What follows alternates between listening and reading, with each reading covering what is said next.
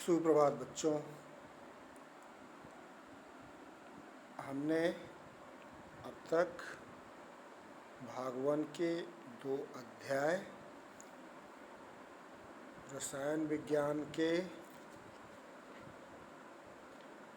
कुछ मूलभूत अवधारणाएं एवं परमाणु संरचना के बारे में पढ़ा। अब हम लेते हैं तत्वों का वर्गीकरण एवं गुणधर्मों में आवर्तिता।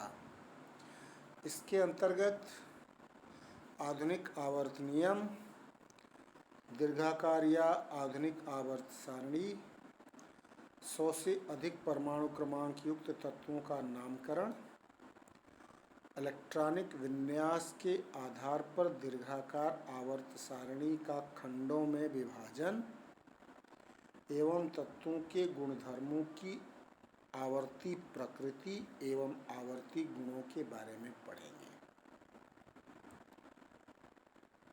परिचय, वर्गीकरण की सार्थकता तथा आवर्त सारणी के विकास का संक्षिप्त इतिहास इस साल के लिए कोर्स से हटा दिया गया है। सामान्यतया वर्गीकरण तत्वों का वर्जिलियस के द्वारा शुरू किया गया था। उसके पश्चात प्राउट, टोबेराइनर, न्यूलैंड्स एवं लोदरमेयर ने अपनी अपनी परिकल्पनाओं या वर्गीकरण के आधार पर तत्वों को वर्गीकृत करने का प्रयास किया। मेंडलीव ने अपने आवर्त नियम के द्वारा एक पुरानी आवर्त सारणी बनाई थी। उनका नियम परमाणु भार पर आधारित था। उनके आवर्त नियम के अनुसार तत्वों के भौतिक तथा रासायनिक गुण उनके परमाणु भारों के आवर्ती फलन होते हैं को आधार मानकर एक सारणी बनाई, जिसको क्रमशः आवर्त एवं वर्ग में बांटा गया था।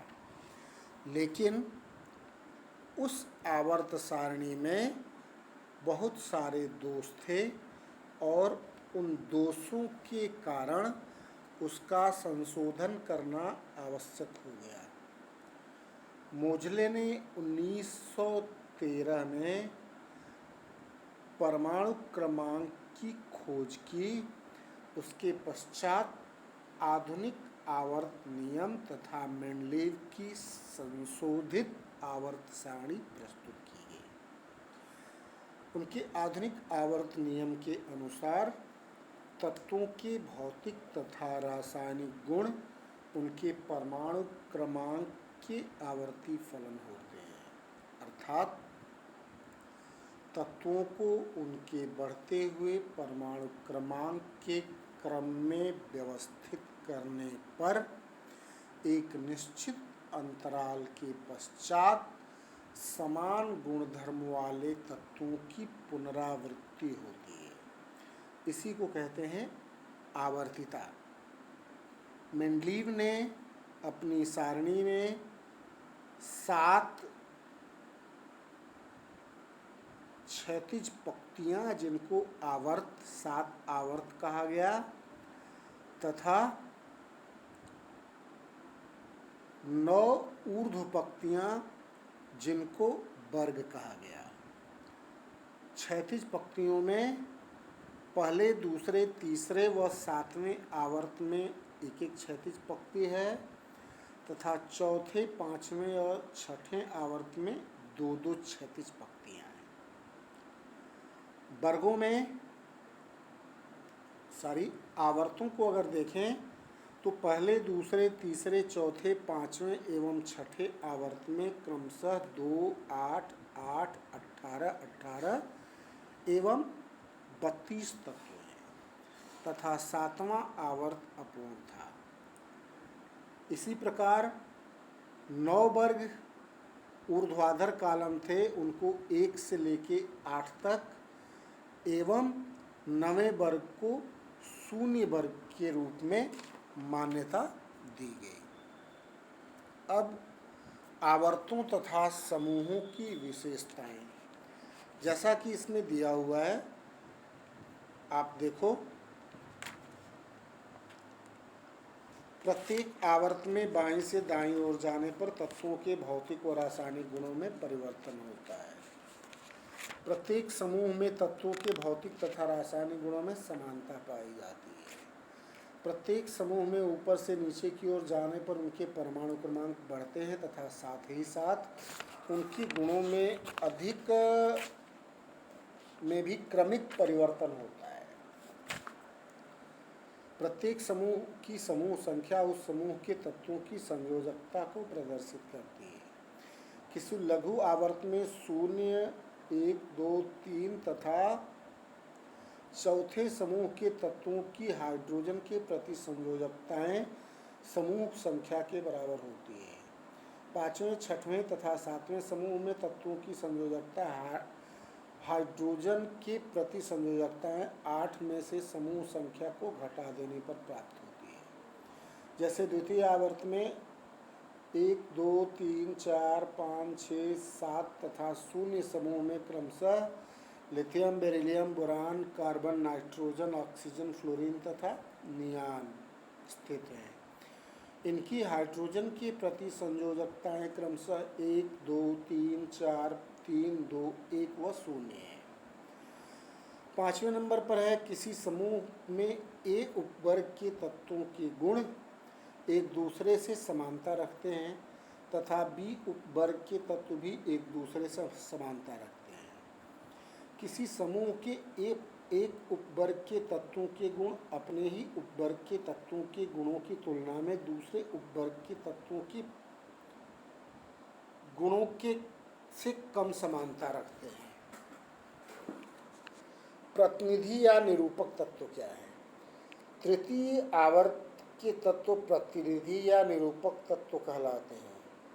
ये तत्व अपने समूहों में उपस्थित अन्य तत्वों का आदर्श प्रतिनिधित्व करते हैं। विकर्णी संबंध, द्वितीय आवर्त के तत्वों के गुण तृतीय आवर्त के उन तत्वों के गुणों से मिलते जुलते हैं जो उनके विकर्णी अभिमुख हैं। जैसे द्वितीय आवर्त में लिथियम के गुण तृतीय आवर्त में मैग्नीशियम के गुण से मिलते जुलते हैं। सोडियम कार्बोनेट को गर्म करने पर इस पर कोई प्रभाव नहीं पड़ता, जबकि लिथियम कार्बोनेट तथा मैग्नीशियम कार्बोनेट को गर्म करने पर अपघटित होते हैं, क्रमशः लिथियम ऑक्साइड एवं मैग्नीशियम ऑक्साइड में। अब इसी प्रकार सोडियम नाइट्राइड का ऊष्मा पर प्रभाव दिया हुआ है, लिथियम नाइट्रेट एवं मैग्नीशियम नाइट्रेट का भी दिया हुआ है। अब देखिए, सोडियम नाइट्रेट सोडियम नाइट्राइड में अपघटित होता है, जबकि लिथियम एवं मैग्नीशियम नाइट्रेट अपने ऑक्साइडों में अपघटित होते हैं। इसी प्रकार से बेरिलियम के गुण एल्युमिनियम के गुणों से तथा बोरान के गुण सिलिकॉन के गुणों से मिलते जुलते हैं। जैसे आप देखो, लिथियम के तिर्यक में मैग्नीशियम है, बेरिलियम के तिर्यक में एल्युमिनियम है, बोरान के तिर्यक में सिलिकॉन है। द्वितीय आवर्त में लिथियम, बेरिलियम और बोरान है, तृतीय आवर्त में मैग्नीशियम, एल्युमिनियम और सिलिकॉन है। तो इस प्रकार के जो समानता वाले गुणधर्म हैं उसको कहते हैं विकर्णी गुण। अब आते हैं सेतु तत्व में। तृतीय आवर्त में पहले से सातवें समूह के तत्व सेतु तत्व अथवा ब्रिज तत्व कहलाते हैं। ये तत्व अपने समूह के दोनों उपवर्गों के तत्वों के मध्य एक सेतु ब्रिज का कार्य करते हैं। इनके गुण अपने समूह में दोनों उपवर्गों के गुणों से मिलते जुलते हैं। जैसे आप देखिए, प्रथम समूह में हाइड्रोजन लिथियम के बाद सोडियम है, sodium potassium rubidium caesium francium, और दूसरी तरफ है कॉपर सिल्वर गोल्ड। सोडियम के गुण पोटेशियम रूबियम सीजियम फ्रांसियम के साथ साथ कॉपर सिल्वर गोल्ड के साथ भी मिलते हैं, इसलिए सोडियम एक सेतु तत्व हुआ। द्वितीय समूह में beryllium, magnesium, calcium, strontium, barium और रेडियम है तथा जिंक, कैडमियम और मरकरी है। मैग्नीशियम के गुणधर्म इन दोनों उपवर्गों के तत्वों के साथ मिलते हैं, इसलिए इनको सेतु तत्व कहा जाता है। अब आते हैं नॉर्मल तत्व पर। नॉर्मल तत्व ऐसे तत्व होते हैं जो सेतु तत्वों के गुणों से अधिक समानता रखते हैं। सेतु तत्वों को भी सामान्यतया नॉर्मल तत्व भी कहते हैं। संक्रमण तत्व क्या है? जिन तत्वों के गुण सेतु तत्वों के गुणों से कम समानता रखते हैं उन्हें संक्रमण तत्व कहते हैं। 8वें समूह के तत्वों को भी संक्रमण तत्व कहते हैं। आंतरिक संक्रमण तत्व क्या है? परमाणु क्रमांक 58 से लेके 71 तथा 90 से लेके 103 तक के तत्वों को आंतरिक संक्रमण तत्वों की श्रेणी में रखा गया है। इन तत्वों को आवर्त सारणी में परमाणु क्रमांक के बढ़ते हुए क्रम में रखने पर उसकी व्यवस्था गड़बड़ हो जाती है, अतः इन्हें आवर्त सारणी के बाहर 2 क्षैतिज पंक्तियों में रखा गया है। ऐसे तत्व जो लैंथेनम से शुरू होते हैं उनको लैंथेनाइड कहते हैं तथा जो एक्टिनियम से शुरू होते हैं उनको एक्टिनाइड या ट्रांस यूरेनिक तत्व कहा जाता है। अब मेंडली की संशोधित आवर्त सारणी के अनुसार इनको देखिए।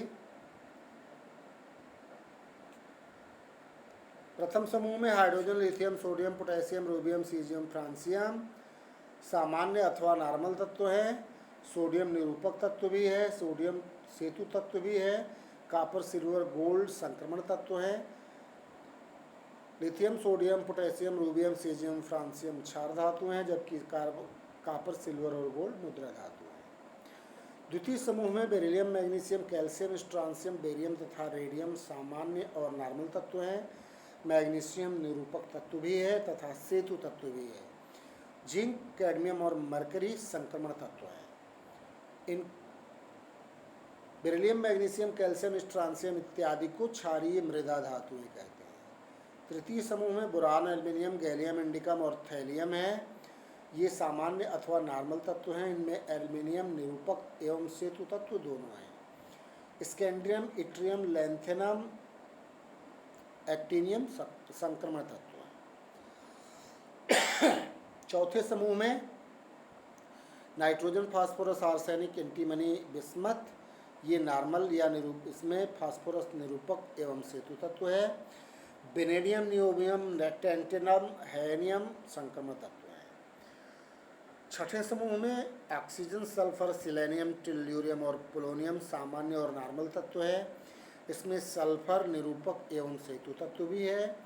क्रोमियम, मॉलिब्डेनम एवं टंगस्टन संक्रमण तत्व हैं। सातवें समूह में फ्लोरीन, क्लोरीन, ब्रोमीन, आयोडीन और एस्टाटीन सामान्य एवं नॉर्मल तत्व हैं। क्लोरीन निरूपक एवं सेतु तत्व दोनों हैं। मैग्नीज, टेक्नीशियम, रीनियम संक्रमण तत्व है। फ्लोरीन, क्लोरीन, ब्रोमीन इत्यादि को हैलोजन तत्व भी कहते हैं। 8वें समूह के सभी तत्व संक्रमण तत्व हैं। ये देखिए, ये इनकी संशोधित आवर्त सारणी है। इस आवर्त सारणी को आप देखिए, कुल 9 वर्गों में एवं 7 आवर्तों में रखा गया है। और आवर्त सारणी के नीचे पहली सीरीज है लैंथेनाइड्स की और दूसरी सीरीज है एक्टिनाइड्स की। ये मेंडलीव की संशोधित आवर्त सारणी है। क्रमशः हाइड्रोजन के बाद हीलियम, फिर lithium, beryllium, boron, carbon, nitrogen, phosphorus, nitrogen, oxygen, fluorine, neon और इसके बाद आता है sodium, magnesium, aluminium, silicon, phosphorus, sulphur, chlorine, argon. इस तरह से इन्होंने कुल 105 तत्वों का वर्गीकरण किया और इन 105 तत्वों में बहुत स्थान रिक्त भी छोड़े थे, जिसको भविष्यवाणी करके उनको बाद में खोज के वहाँ पे रखा गया। अब आते हैं मेंडलीव की संशोधित आवर्त सारणी द्वारा मेंडलीव की मूल आवर्त सारणी के दोषों का निराकरण। मेंडलीव के बाद 100 लिखा हुआ है, ये गलत प्रिंट है, ये गलत प्रिंट है, इसको संशोधित कर लेंगे। इसको देखें अगर, तो मेंडलीव की मूल आवर्त सारणी में टेल्यूरियम तथा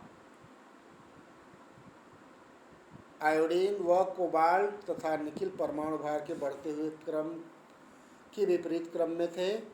मेंडलीव की आधुनिक आवर्त सारणी में ये तत्व परमाणु क्रमांक के बढ़ते क्रम में स्वयं आ जाते हैं। मूल आवर्त सारणी में अक्रिय गैसों के लिए उपयुक्त स्थान नहीं था। मेंडलीव की आधुनिक आवर्त सारणी में परमाणु क्रमांक के बढ़ते हुए क्रम में इन तत्वों के लिए उपयुक्त स्थान मिल जाता है। जिन अन्य तत्वों के लिए मेंडलीव की मूल आवर्त सारणी में उपयुक्त स्थान नहीं था, उनके लिए भी इस सारणी में उपयुक्त स्थान मिल जाता है। समस्थानिकों के परमाणु क्रमांक समान होते हैं, अतः समस्थानिकों को अलग अलग स्थान न दिए जाने का कारण स्पष्ट हो जाता है। समभारिकों के परमाणु क्रमांक भिन्न भिन्न होते हैं, अतः समभारिकों को भिन्न भिन्न स्थान दिए जाने का कारण भी स्पष्ट है। अब मेंडलीव की संशोधित आवर्त सारणी के दोष। नंबर 1 है हाइड्रोजन की स्थिति। हाइड्रोजन क्लोरीन के साथ संयुक्त करके HCl गैस बनाता है। यह क्षार धातुओं की तरह व्यवहार करता है,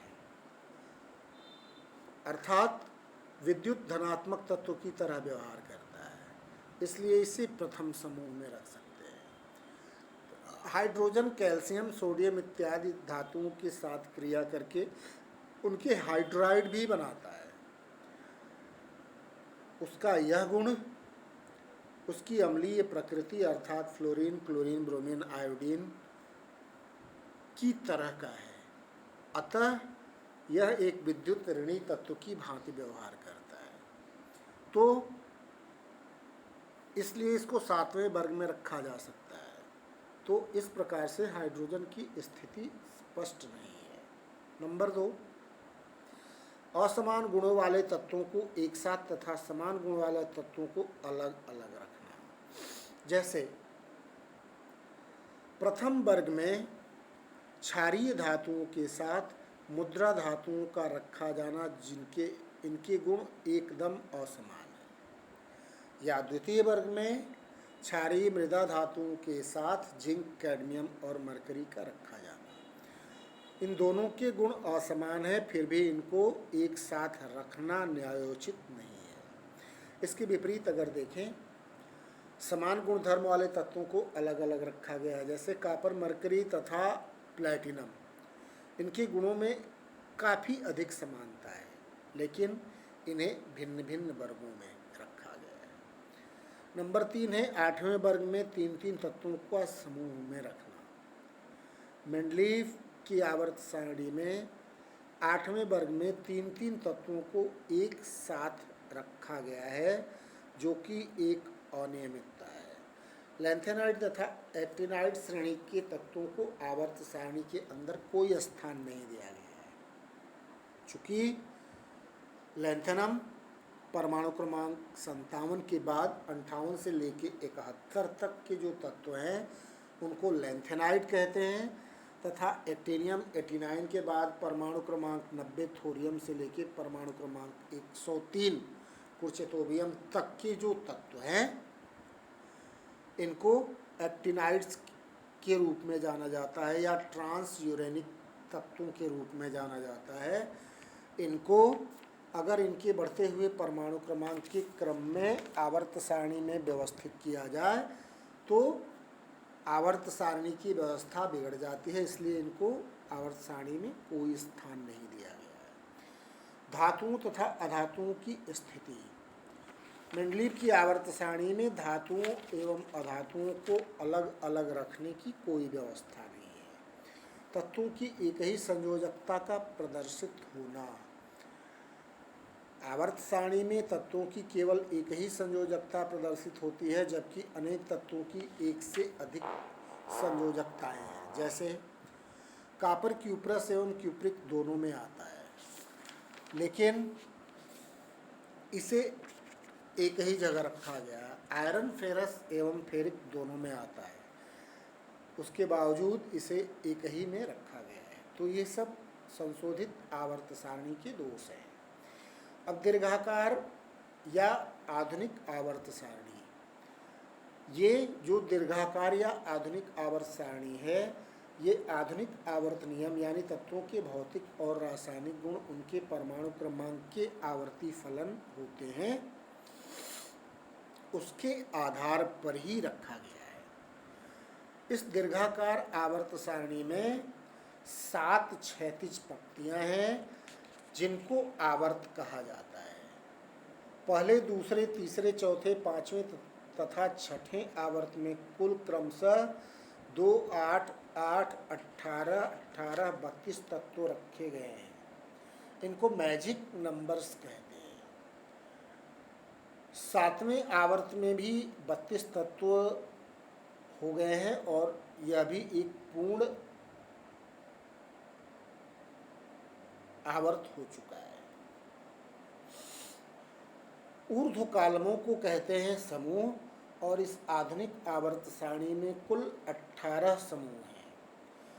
पूर्व में इन समूहों को first A, second A, third A या first B, second B, third B के नाम से जाना जाता था, लेकिन आधुनिक आवर्त सारणी में इनको क्रमशः वर्ग संख्या 1 से लेके 18 तक निरूपित किया जाता है। इस आवर्त सारणी में तत्वों को उनके बढ़ते हुए परमाणु क्रमांक के क्रम में रखा गया है। इसमें समान प्रकार के इलेक्ट्रॉनिक विन्यास वाले तत्वों को कुल एक वर्ग में रखा गया है। सभी ए उपवर्ग के तत्वों को सामान्य वर्ग तथा तृतीय आवर्त के तत्वों को निरूपक या प्रारूपिक या प्रतिरूप तत्व कहा जाता है।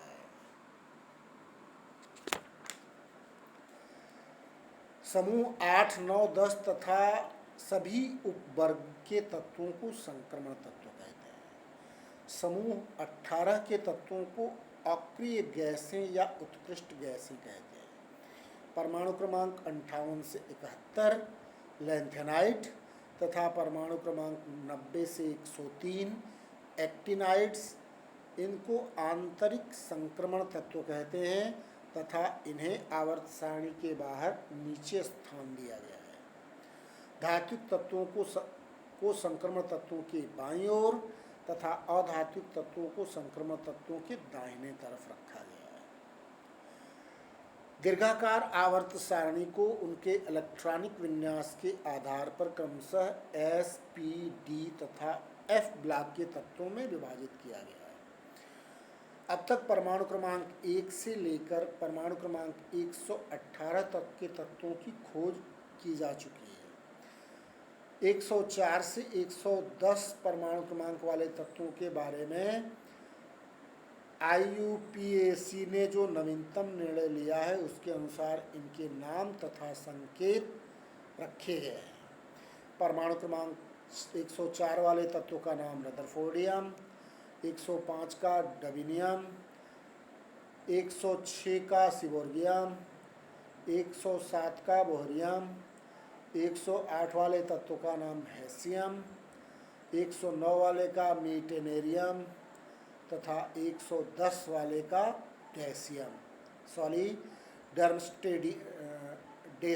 डर्मस्टेडेसियम ये निर्धारित किए जा चुके हैं। बाकी के नाम IUPAC पद्धति के द्वारा रखे गए हैं। अब दीर्घाकार आवर्त सारणी द्वारा मेंडलीव की संशोधित आवर्त सारणी के दोषों का निराकरण। जो सबसे बड़ा दोष था असमान गुणधर्म वाले तत्वों को एक ही वर्ग में रखा जाना, इस आधुनिक या दीर्घाकार आवर्त सारणी द्वारा अलग हो गया। इस सारणी में प्रबल धात्विक तत्वों को संक्रमण तत्वों के बाईं ओर और अधात्विक तत्वों को संक्रमण तत्वों के दाहिने तरफ रखा गया है। संशोधित आवर्त सारणी में संक्रमण तत्वों को बीच बीच में भिन्न भिन्न स्थान पर रखा गया था, जबकि इस सारणी में उनको बीच वाले स्थान पर एक साथ रख दिया गया है। इस आवर्त सारणी में मेंडलीव की संशोधित आवर्त सारणी की तरह चौथे, पाँचवें तथा छठे में सम और विषम प्रकार की श्रेणियां नहीं है। यह भी इसका एक गुण है। लैंथेनाइड और एक्टिनाइड को संशोधित आवर्त सारणी की भांति ही इस आवर्त सारणी में भी कोई उपयुक्त स्थान नहीं मिल पाया है, इसलिए ये आवर्त सारणी के नीचे रखे गए हैं। इस दीर्घाकार आवर्त सारणी में मेंडलीव की संशोधित आवर्त सारणी के बहुत से दोष दूर हो गए, लेकिन कुछ दोष अभी भी रह गए हैं, जैसे हाइड्रोजन का स्थान निश्चित न होना, 8वें समूह के तत्वों को 3-3 के ऊर्ध्वाधर कालमों में रखना तथा लैंथेनाइड तथा एक्टिनाइड तत्वों को आवर्त सारणी के बाहर रखना। अब संशोधन के पश्चात ये 3 दोष थे। आज के लिए इतना ही। धन्यवाद।